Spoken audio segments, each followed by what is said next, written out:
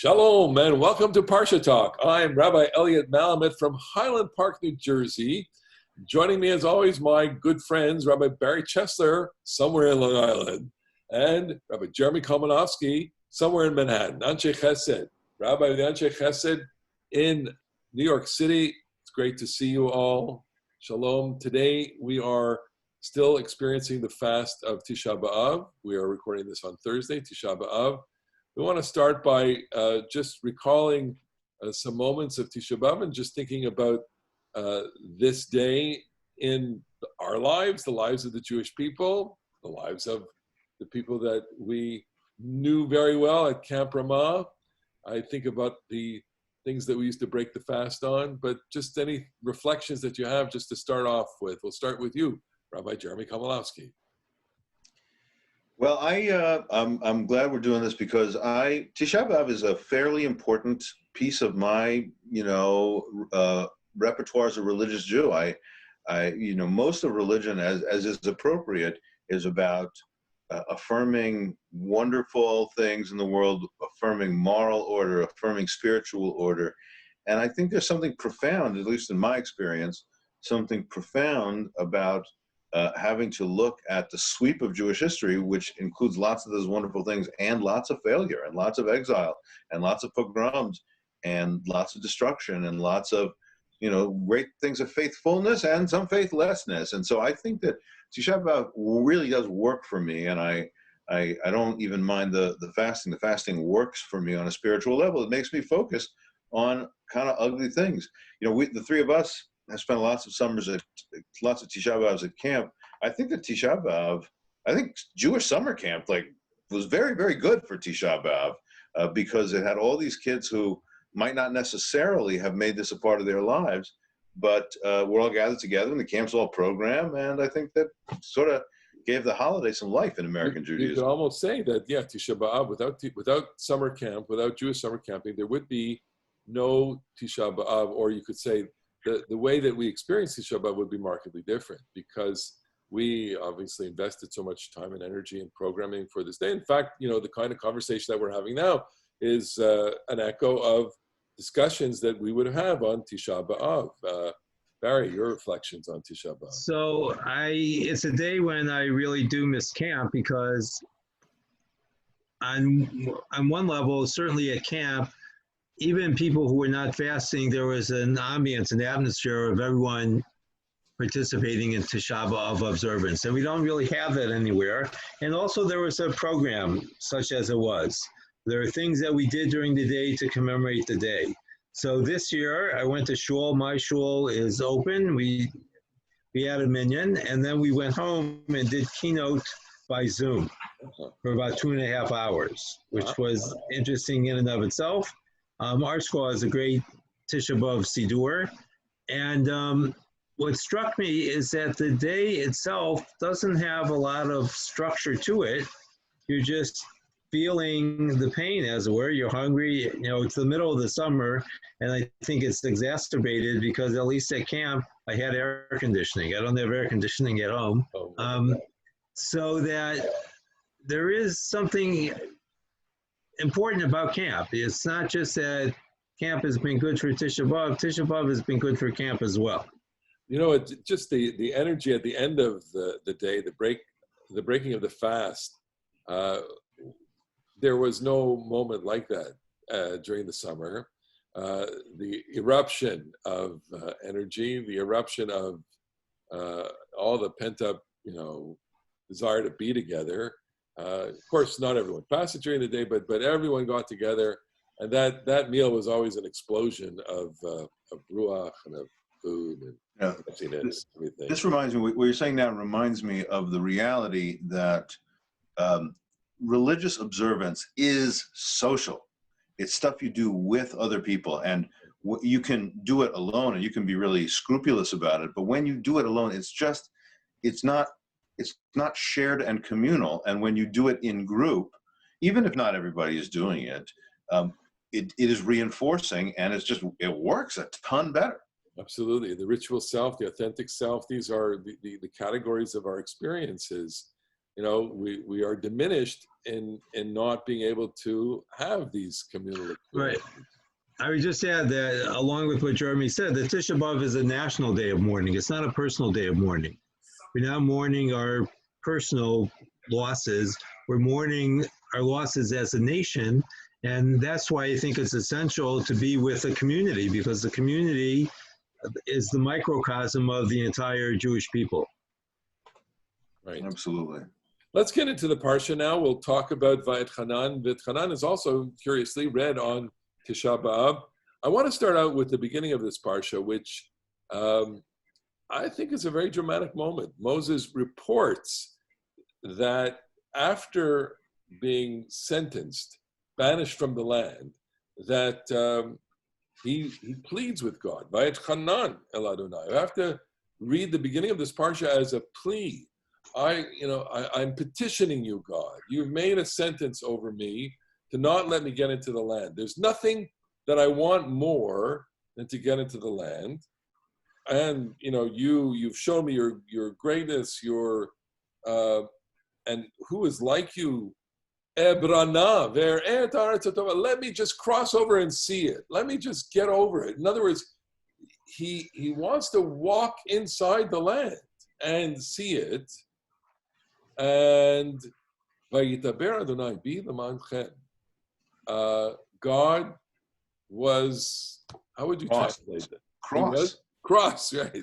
Vayitaber. Vayitaber, exactly the same word.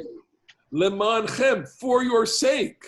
And that there's so many layers there. It's for your sake that I should not go into the land with you.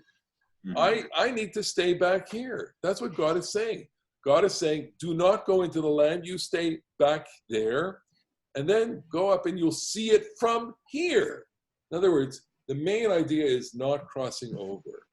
And I think that this is the pivotal moment in the book, a pivotal moment in Dvarim, because from this point on, it's Moses being the teacher. Moses is telling. It's Moses directing himself to you. I before you. I just want to see if you have a similar reaction to this moment. Let me ask you a question about that, though.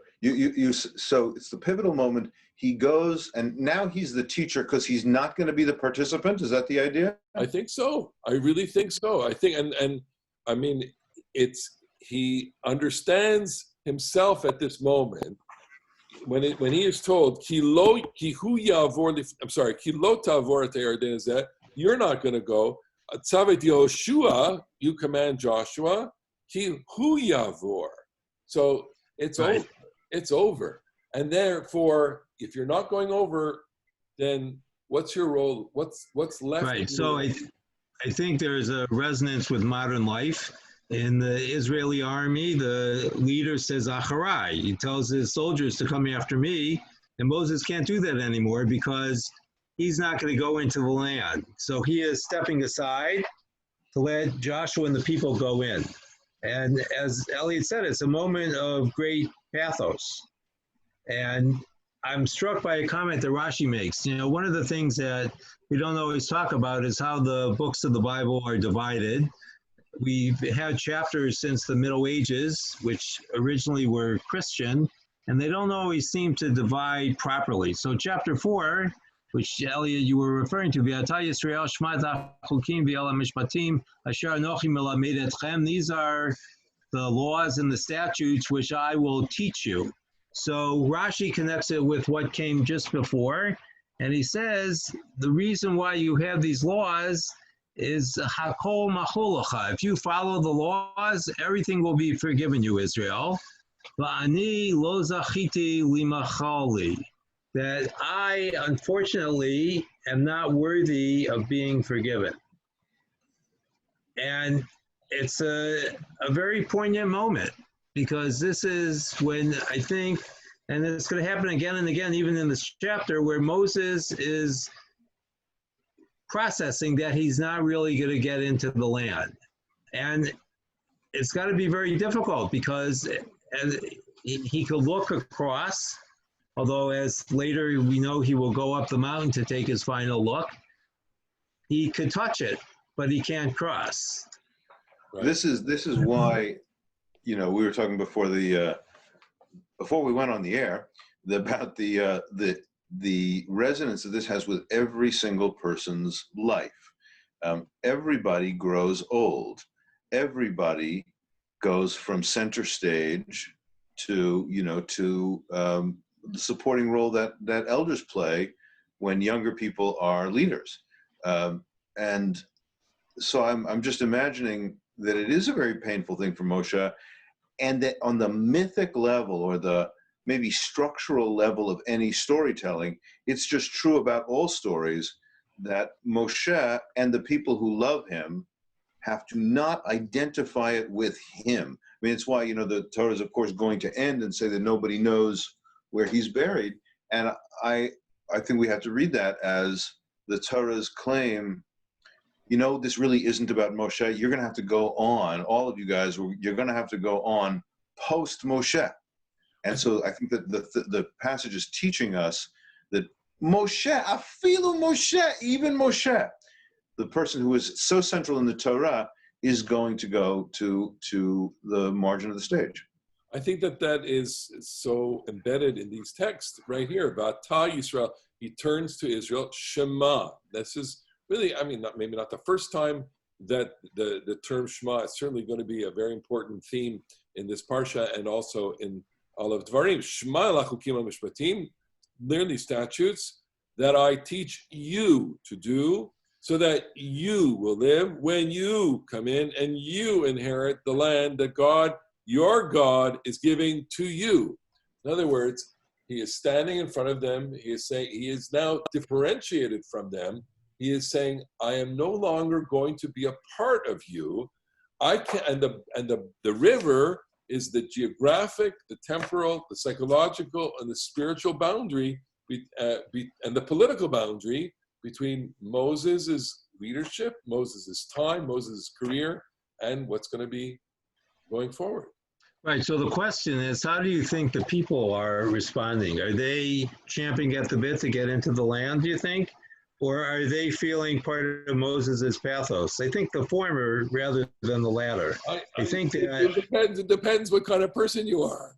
If you're not a sympathetic person, mind you, this is already an hour into the speech, so you could say, come on, Moses, it's enough. I want to get it. In other words, I don't think people are being disrespectful, but I think that, they're being differentiated out, as you said, by, it's you, and they're saying, well, we're ready. Well, don't. Moses is saying, well, I'm not quite ready to stop talking. But yes, this is precisely it. You were saying, Barry, earlier that the choppy way we read the Torah week by week, as opposed to, sometimes obscures the narrative flow. Okay, so let's go with the narrative flow for a moment. It's the very end of the book of Bamidbar. Miriam dies. God says, okay, Aaron, you go up the mountain and you die. Okay, Moshe, you're gonna get Elazar in business, you're gonna get Pinchas in business, you're gonna get Joshua in business, and you're about to die. We've had 38 years of dying out of the generation. The whole point is new generation, new task, new story, new leader. Doesn't that make you emotional? I would get emotional. Of course it does. Of course it does. I think obviously there's a texture to this, to the people.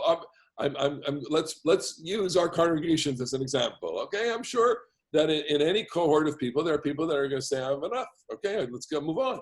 And there are people who are sentimental, who are romanticists, and who are people who have a great degree of sympathy, empathy, and leap into Moses' character and say, I feel bad for you. I wish that you could come with us. Of course, the tail end of Devarim describes Moses' death, and that produces the textual problem. Well, if Moshe wrote the Torah, who wrote the last bit? And so the Midrash says that Moshe wrote the final 12 verses describing his death. Pick that up again. Okay. So, of course, Devarim ends with Moshe's death, and that produces the textual problem of who wrote the end of Devarim. That's right. Because it describes Moses' death and his subsequent, the mourning and everything. And so the Chazal say, the sages say that he wrote the last 12 verses b'dim'ah, in tears. And I think it's really a beautiful little midrash, because you could read it as either saying he wrote the last 12 verses while crying, or the substance in which his quill was dipped was tears. And so you could say that for all these reasons that we're saying, the whole book of Devarim is written in tears, because Moshe knows this is the last moment and the last round. Now, it's kind of long, but that's another matter. All right. So let's go to some of the major moments in this parsha. We need to talk about Ma'amad Har Sinai a little bit. The reiteration of the Ten Commandments. What is Moses doing here? Why is he trying to reiterate the Ten Commandments? What place does the Ten Commandments have here in this discourse? Obviously, he's saying to the people, look, I'm recalling to you the great events of Yetziat Mitzrayim, of coming out of Egypt. And these are the things that I want you to remember.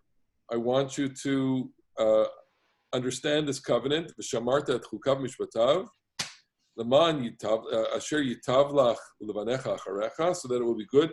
Uleman tarich yamim al ha'adama, so that you will lengthen your days on the land that God is giving to you all of the days. Kol yamim. Okay. I think that the key thing here is Lo et avotenu karat Adonai et habrit hazot ki itanu anachnu elupo kulanu chayim. Chapter 5, verse 3. Okay. Yeah. Translate. It's not something that happened to our ancestors back them alone. We too are party to this covenant. We here are alive. So even in Bible times, even within the Bible, this most essential Jewish thing of how do we teach a new generation to care about this just as much as we have is still alive, is still a major mission of the Bible, because Moshe is saying to them, now you might think that your grandparents experienced something important and you are, that was really about them and not about you. And we spent 38 years traveling around, and now a bunch of them are dead for a new mission, new opportunity for you. But you have to feel connected to the most important thing that happened to them, and so I'm going to repeat this to you. You're going to hear what they heard, even if you weren't there. Go take the next verse. Panim befanim diber Adonai imachem v'har mitoch ha'esh. God spoke face to face To you. Anochi omed ben Adonai uvenechem. I stood between you and God. Right, I hear that time. Agid lachem bar Adonai kireitem. And then there's a great comment of the cluster who says that what stands between us and God is Anochi, the ego. That when we think too much about ourselves, it negatively affects our relationship with God. Yeah. And I've always liked that comment. For yourself. Well, actually, more for everyone else. But really, it's not my narcissism that we're talking about. Okay, we can talk personally. It's true for me as well. I think that a lot of times we let who we think we are get in the way of a lot of other things that are important to us, including the people who we love most. And this is cautionary. One of the things that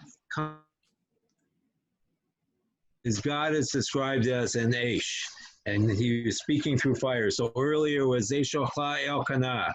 It's a consuming fire, a jealous God, or a zealous God. But what occurred to me is that when we go back to the very beginning of Moses' meeting with God, there's a burning fire, but it's the Sneh Einenu Kal, that the consuming fire doesn't consume the bush. Right. And yet the people are afraid of being consumed by this fire. They need to back away. And there's this great tension. And I think that this goes back to our earlier conversation, because here it becomes necessary for Moses to be perceived as the intermediary between God and the people. He's going to run interference, if we want to borrow a sports analogy. And that also heightens his departure, because the peoples need him now. and he cannot be there. You cannot. And how necessary is it? And of course, religious culture builds on this whole notion of the intermediary. I'm thinking, of course, in Hasidic culture, the tzaddik or the rebbe functions in that way. In Catholic culture, the priest functions that way. We don't like to be understood that way, but obviously some people project that upon rabbis today, that we are in some way representative. We stand as intermediaries. None of us would ever take that mantle upon ourselves, or maybe I speak for myself, I don't know. I don't know about you, but no. Okay, I think that right. Yeah. No. So we're moving from the Ten Commandments to some very important texts, and we have to reflect on the text that is recited every day. The Shema Yisrael text is in this Parashat, chapter 6, verse 4. In the context of Moses' speeches, he's basically saying, he's saying, here, Shema Yisrael, here, God is one. When you teach this, and when you think about it, and when you daven it, what are some of the things that you think about? What do you want to convey when you teach this? What do you want to think about when you recite it? This text, I think, is a measure of a text's greatness as poetry, that it doesn't mean one thing, right? If you say it means one thing, that's just kind of superficial. It's got so many nuances and so many harmonics, and so when I daven it, I feel for myself that I have, like, so to speak, different kinds of item in the repertoire, maybe different instruments in the band that I can play this song on. So on a theological level, I like to think about the oneness of God, in all existence. On an interpersonal level, I'm really into the fact that this is a communication from Moses to the fellow Jews. It's not really vertical between, God's not speaking, it's Moshe. And when these things which I command you this day, it's Moshe who's speaking, right?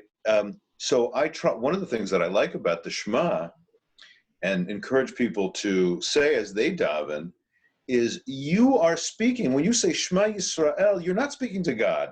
You're speaking to your fellow Jews, trying to give them an affirmative message that will touch their hearts. Perry, what kinds of things go through your mind? I find the concept of oneness to be difficult to understand. And I'm reminded sometimes of the beginning of the Zohar, where something is described as being with no color. Well, it can't be black, it can't be white, and yet it has no color. And it's hard for us to understand that. But what I come back to is that I don't think that the Torah is that mysterious. So it must have something to say to me that was intended. And I think that, the oneness of God is something I continue to struggle with. I think that there's just obviously so much going on there. I relate to the word v'ahavta. Lately, I've been very captivated by the idea that ahava does not only mean love, it means loyalty. And that what is being asked of us in this passage is to not have necessarily reflect or express our emotion to God, but is to reflect our behavior. And that our loyalty should be demonstrated with every ounce of our being. And that when you have that, and you experience that, and you live that, the greatest necessity of a human being is to transmit that to another generation. Like you said, Jeremy, I mean, this is about standing here at this moment and understanding that you have an obligation to teach your children. V'shinantan levanecha. Look at the text itself. All texts have, they're compressed in a certain way, and if you just hone in on the center word of this text is vishinantam. It's the fulcrum, the transition moment of that paragraph of the Shema, and it's really not an accident. Love, loyalty doesn't mean anything unless you can transmit it. And here, how are you asked to transmit it? You are asked to transmit it. When you walk, when you dwell in your house, when you walk on the way, when you lie down, when you rise up, namely, at the very limits of your consciousness. It's supposed to be with you always, at every waking moment, going in, and all the sensitive times of your life, dwelling in your house, walking in your way. And then, of course, it's not limited to transmission. You have to symbolize it through visual symbols. We can't live without them. And these are, this is such a powerful moment in Moses' discourse. Of course, the Shema takes on its own life in Judaism. When do we read it? When do we read it in the morning? When do we read it in the evening? There's a whole Masechet built, whole chapters of Mishnah built on the very rules relating to the Shema. The recitations itself are, function as the center of our liturgy. Any comments? I feel like the oneness and love themes, without being too grand about this, those things actually come to me quite easily. The sense of the unity, the weave of all existence, and when you take the letters of the divine name, Yud Hey Vav Hey, it's customary, people often refer to that as Shem Havaya. You just put the letters together in a different order, so you're not violating the sanctity of the name itself. You say Shem Havaya, which means the name of existence. And in my own religious life and spiritual life, I think that's just very captivating and very expressive, that all that exists participates. And I do, Barry, think that the Torah is mysterious. I do think that it points beyond, to the ocean beyond where we can typically get. And that's why a passage like the one that you referenced from the Holy Zohar is actually so compelling, because there are mysterious colors. And we know this actually in a way scientifically that we know that there are colors that are infrared and ultraviolet that our own particular eyes are not well suited to see, but the colors are there. And I think of religion as pointing to some of those infrareds and ultraviolets and super high frequencies or super low frequencies that we otherwise can't quite get. And I do feel the loyalty part, I get that too, but I also think that it emerges because of a sense of passionate love, to look at the world and just fall in love with it, and to look at and to see the God within and fall in love. I'm blessed that I got that. I sort of, it's kind of all I get. I once had a congregant say, I don't get this whole, address yourself to the universe thing. And I said to her, well, that's kind of like the only thing that I get. So, well, no, we can relate to her. She's thinking about practical terms, practical relationship. Well, love is central, obviously. And Moshe makes mention of the fact that it's not only that you should love God, it's because God loves you. That ki me'avat Adonai etchem, which is at the end of the parsha, in right. a couple of minutes. Not because you are so many. This is the great line. Right. Lo mirubchem. Not because you are so many. Ma'at mikol ha'amim. Katem ha'ma'at mikol ha'amim. Because you're the smallest people. I love that. Lo mirubchem mikol ha'amim. It's chapter 7, verse 7. You're not the biggest. Chashak Adonai b'chem. God, it wasn't that he was so passionate about you because you were so numerous. Vayivchar b'chem, and chose you. Katem ha'ma'at. You're the little. But it's because he loved you, right? At the end of the day, so this book is a love story then. right? Maybe we should be. Maybe I should kind of, allow the romantic to emerge from this rather than just the fierce loyalty. This is a love song. Well, loyalty is part of romantic love as well. Indeed. Ideally, actually, I think that that's quite correct, and I like just to take the very whatever human eros and fidelity kind of image. Like loyalty is good and fidelity is good, and pshat, by the way, I'm sure our many listeners know that in a sense the pshat of Shema Yisrael Adonai Eloheinu Adonai Echad means love Adonai Eloheinu only, right? Just you can only have one God. The Bible isn't perhaps yet in a high theological register of the unity of all existence, but why should you be loyal to your spouse and be faithful to your spouse? Because you love them, and there is an emotional and spiritual connection that awakens in you the desire to care for them. And betrayal means to trample on a relationship that is otherwise precious.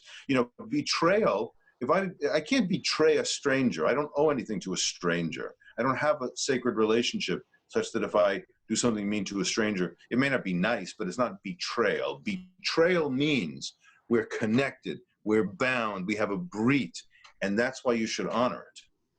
Let's talk for a second, just to try and move to the fact that this is Shabbat Nahamu, and that in the sense of the rupture of the relationship that Tisha B'Av may be reflective of, that there, for this week and for the 7 weeks that follow now, it's one constant pageant of repair, of coming together, of bringing that rupture, trying to sew it together, to sew this relationship together. In a way, it's not an accident that this book is really a book about love, and that the themes of comfort, which are parallel in the Haftarot of these weeks, are going to accompany us from here until Rosh Hashanah. Barry, think about it. Well, you cannot live without hope. Viktor Frankl, the great psychologist, in his book Man's Search for Meaning, suggested that the people that had the best chance for survival in the camps were people who had something to live for. And in our religious universe, we call that hope. And if the Jews could not have developed or redeveloped a sense of hope, that would have been the end of the religion. That's one of the things that the fact that we could have Tisha B'Av requires the Shabbat Nahamu after it, in order to give Tisha B'Av sense. Otherwise, we would end up being part of another people and another narrative, because that would have been the destruction. Right. Shabbat Nahamu is the day after. Jeremy, Nahamu. That's it. I can't add anything. There you go. Okay. Well, we've come to the conclusion of our time together. We want to thank our listeners. We've got a few there. We're really proud of them. So thank you for listening and thank you for watching. I know. I get emails from you. I'm grateful to you guys. Thank you. It's really, really lovely. So we want to wish everyone we're still fasting. Finish off your fast. Have a good day tomorrow. Good day. A good Shabbos. Shabbat Nachamu. Let it be a restorative Shabbat, a blessed Shabbat to all our friends in our different communities. Shabbat Shalom. To our special friends in Machaneh Ramah, Shabbat Shalom too. We'll see you next week on another edition of Parashat Talk. See you next week. Shabbat Shalom. Shabbat Shalom.